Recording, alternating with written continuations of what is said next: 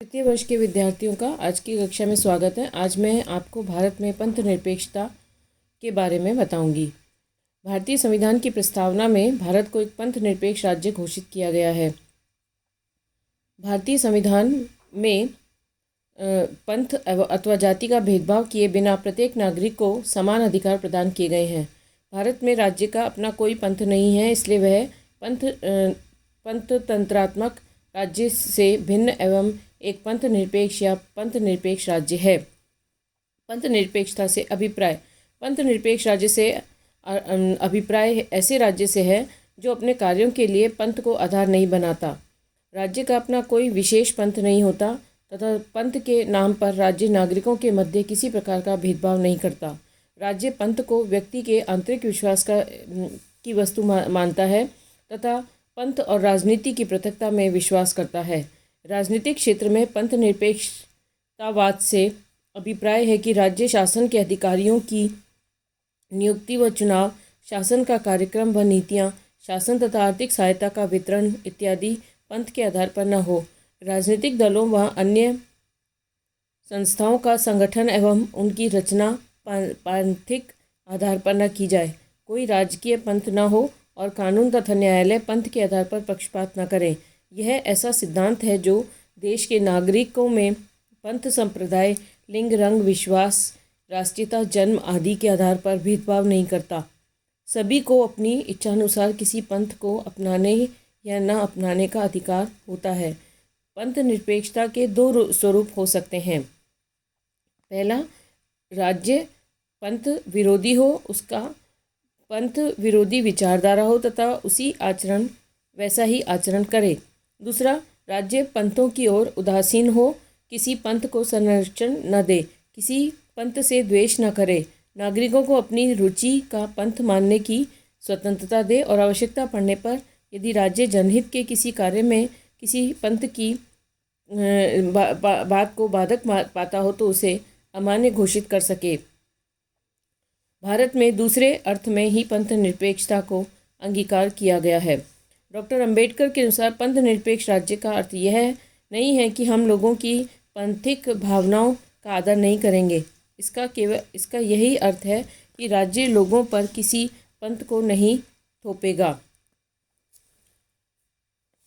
Oxford शब्दकोश के अनुसार पंथ निरपेक्षता से तात्पर्य ऐसे सिद्धांत से है जिसमें नैतिकता और ईश्वर की मान्यता भावी जीवन की कल्पना पर आधारित न होकर केवल मानव के लौकिक जीवन में व उसके कल्याण पर आधारित हो। इस प्रकार पंथ निरपेक्ष राज्य का यह अर्थ है कि राज्य विभिन्न पंथों में से किसी के साथ पक्षपात न करे और किसी पंथ को राजकीय पंथ घोषित न किया जाए। पंथ निरपेक्ष राज्य का यह कार्य नहीं है कि राज्य पंथ का विरोध करता रहे और वे व्यक्तियों को नास्तिक होने के लिए प्रोत्साहित करे।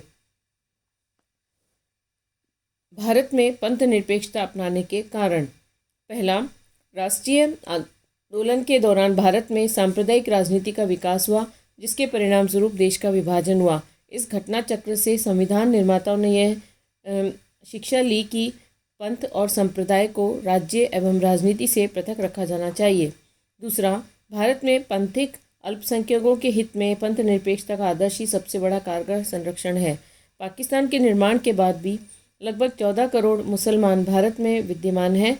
मुसलमानों के अलावा सिख, पारसी, जैन, बौद्ध आदि अन्य अल्पसंख्यक मजहब के लोग हैं। अतः भारत में पंथ निरपेक्ष राज्य की नींव रखी गई। तीसरा, भारत में नए संविधान द्वारा लोकतांत्रिक शासन प्रणाली की स्थापना की गई और लोकतंत्र के सभी नागरिकों को समानता का अधिकार प्राप्त होता है।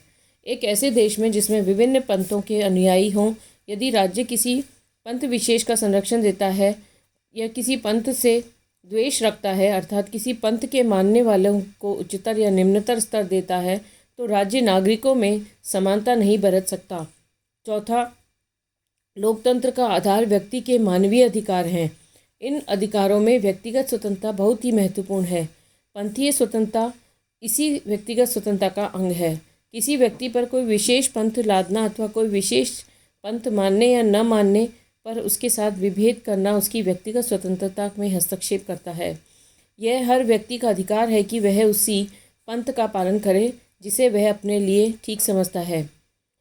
राज्य यदि इसमें बाधा डालता है तो वह लोकतांत्रिक नहीं रह सकता। इस प्रकार भारत में पंथनिरपेक्षता को अपनाया गया है। यह राष्ट्रीय एकीकरण का साकार विचार है, जिसमें राष्ट्रीय जीवन की बिखरी हुई संपन्नता को पल्लवित करने की क्षमता है। धन्यवाद।